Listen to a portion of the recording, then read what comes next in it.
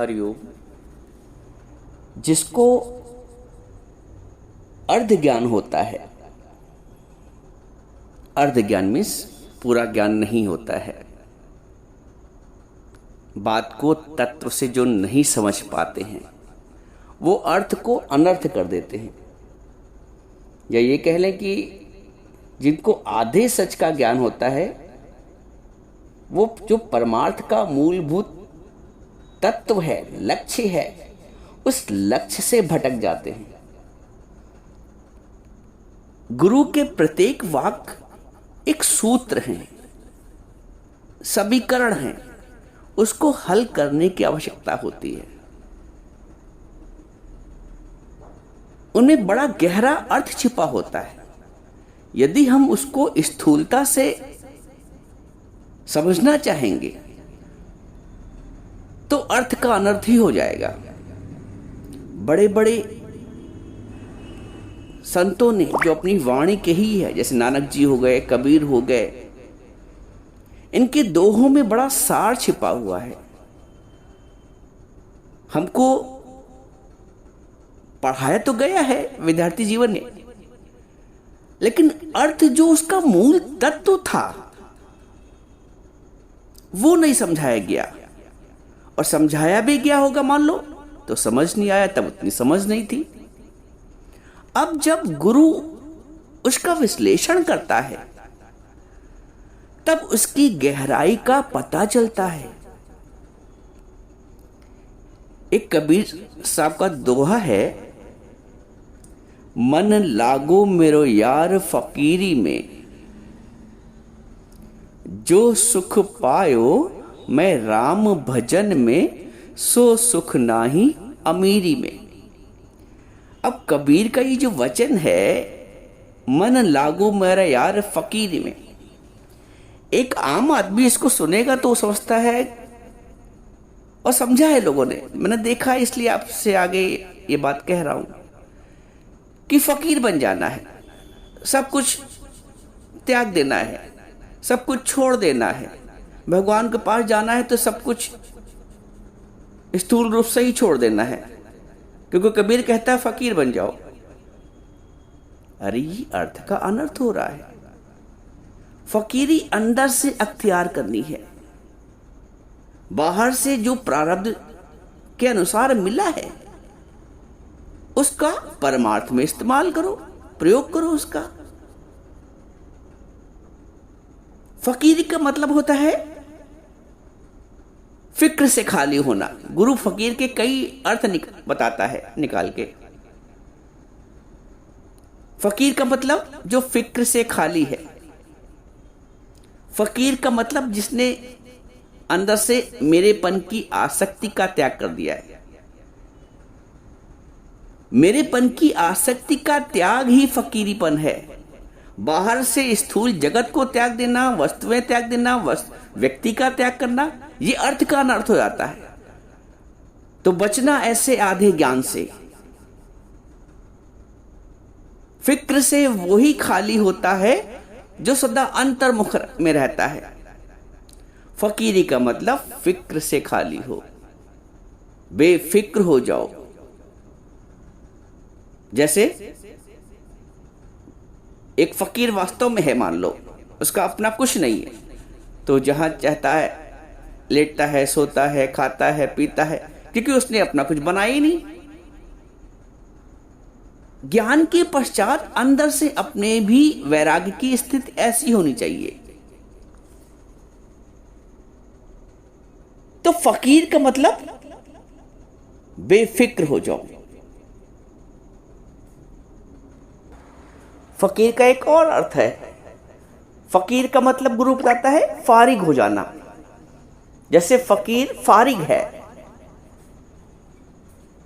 राजा जनक महल में रहते हुए, राज्य का राजा होते हुए भी, समस्त वैभव होते हुए भी अपने आप को फकीर महसूस करता था, क्योंकि उसने अपना कुछ बनाया नहीं। एक बार राजा जनक के महल में आग लगी, सब लोग भागे। बताते सुखदेव मनु की लंगोटी फैली थी, वो भी भागे। राजा जनक वहीं बैठे रहे। उनसे पूछा गया कि आप क्यों नहीं उठे, आप क्यों नहीं भागे? उन्होंने कहा जिसकी जले वो पछताए। जब उसने सब कुछ प्रभु को समर्पण कर दिया है तो वो फकीर है, वो फ्री है, वो फारिग है, वो बेफिक्र है। तो जो फारिग है, जो बेफिक्र है, उसको सच्चे अर्थों में फकीर कहा गया है। आपको अंदर से निरासक्त होना है, फारिग होना है, मैं और मेरेपन का अंदर से त्याग करना है। वस्तु का त्याग, व्यक्ति का त्याग, संसार का त्याग के कहां जाओगे? व्यक्ति को त्याग के कहां जाओगे? अंदर से वासना का त्याग करो। लोग स्त्री का त्याग, पुरुष का त्याग, वासना का त्याग करो।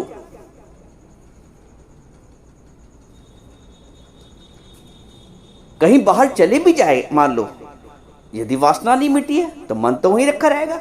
और यदि घर में, इसलिए नानक जी ने बोला गृहस्थ में जो रहे उदास, नानक में ताका दास। गृहस्थ में रह के ही उदासीन होना है, न्यूट्रल होना है, फारिग होना है, फकीर होना है, जैसे राजा जनक।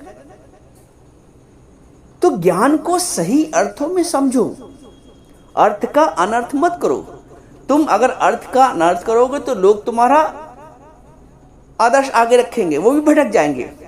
इसलिए नहीं समझ पाते हो तो 10 बार पूछो, परंतु ज्ञान को सही सही अंगीकार करो, सही सही उसको अपने ऊपर लगाओ। ज्ञान को लगाने से ही अर्जुन ने भगवान से जो ज्ञान प्राप्त किया उसको अपने ऊपर लगाया। राजा जनक जी ने अष्टावक्र जी से जो ज्ञान प्राप्त किया उसको अपने ऊपर अप्लाई किया। हम ज्ञान हम सुनते हैं आज के युग में और हम ये चाहते हैं अप्लाई दूसरा करे। मतलब ज्ञान तो मैं सुन रही हूं और सुधरे मेरी बहू, क्या ये संभव है? आप सुनिए, समझिए, सुनिए, मन रखिए भाव। आप सुनिए और अपने ऊपर अप्लाई करिए। जब आपका आचरण सुधरेगा, अगला अपने आप सुधर जाएगा। आप सच्चे अर्थों से गुरु से श्रद्धा भाव रखकर प्रश्न करिए, पूछिए। पूछने से ही आत्मिक स्थिति बनती है, प्रश्न उत्तर करने से ही आत्मिक स्थिति बनती है। श्रद्धा से, भाव से, समर्पण से, नम्रता से गुरु से प्रश्न पूछो। तो अगर तुम्हें फिक्र से खाली होना है, सच्चे अर्थों में फकीर बनना है, तो गुरु के वचनों में श्रद्धा रखनी पड़ेगी। हम लोग एक भजन गाते हैं, फिक्र से वो ही खाली होता है जो श्रद्धा सतगुरु में रखता है। फिक्र से वो ही खाली होता है जो श्रद्धा सतगुरु में रखता है। वो ही ये ज्ञान अमल में लाता है जो श्रद्धा सतगुरु में रखता है। वो ही ये ज्ञान अमल में लाता है जो सदा अंतर्मुख में रहता है।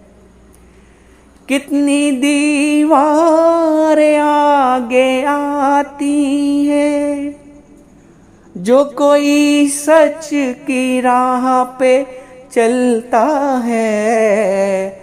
कितनी दीवारें आगे आती हैं, जो कोई सच की राह पे चलता है। चाहे दुनिया उसे ना कुछ समझे, चाहे दुनिया उसे ना कुछ समझे, वो तो लाखों में एक होता है। फिक्र से वो ही खाली होता है, जो श्रद्धा सतगुरु में रखता है। वो ही ये ज्ञान अमल में लाता है, जो सदा अंतर्मुख में रहता है। एक कदम जो भी आगे बढ़ता है, 100 कदम प्रभु आगे बढ़ता है। एक कदम जो भी आगे बढ़ता है, 100 कदम प्रभु आगे बढ़ता है। हर जगह वो ही बसा रहता है, अपने भक्तों पे नजर रखता है। हर जगह वो ही बसा रहता है, अपने भक्तों पे नजर रखता है। निज आनंद को वो ही पाता है, सच की तमन्ना जो लेकर आता है। निज आनंद को वो ही पाता है, सच की तमन्ना जो लेकर आता है। फिक्र से वो ही खाली होता है, जो श्रद्धा सतगुरु में रखता है।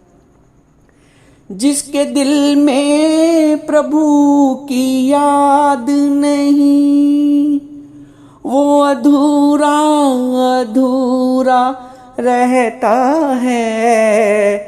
जिसके दिल में प्रभु की याद नहीं, वो अधूरा अधूरा रहता है। सारी खुशियाँ उसे मिले भी अगर, फिर भी वो प्यासा प्यासा रहता है। उसकी सांसें व्यर्थ ही जाती हैं, उसकी सांसें व्यर्थ ही जाती हैं। जो ये अनमोल समय गंवाता है, फिक्र से वो ही खाली होता है। जो श्रद्धा सतगुरु में रखता है, वो ही ये ज्ञान अमल में लाता है। जो सदा अंतर्मुख में रहता है, फिक्र से वो ही खाली होता है। जो श्रद्धा सतगुरु में रखता है।